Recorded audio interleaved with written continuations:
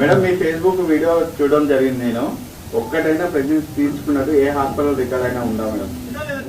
ఉందనే చెప్పండి మేడం, ఉందనే చెప్పండి. ఏ హాస్పిటల్ చెప్పండి సార్. చెప్పండి. ఉందని Sanjeevani hospital railway code. Sanjeevani hospital railway code.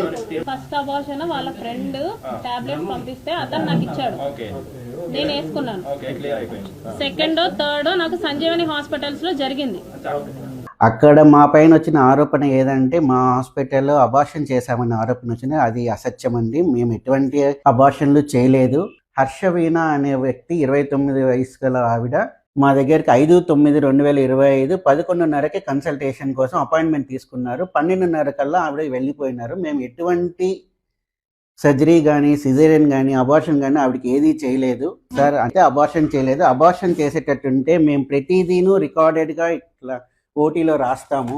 మేము కిట్ అమ్మిన విషయం అయితే వాస్తవము. 5వ తేదీన హర్షవీణ గారికి అమ్మిన విషయం వాస్తవము. ఇది మా ఓటీ రిజిస్టర్ అండి. ప్రతి కేసు, కనీసం కుట్టు వేసిన కేసు కూడా మేము ఖచ్చితంగా రికార్డ్ చేస్తాము.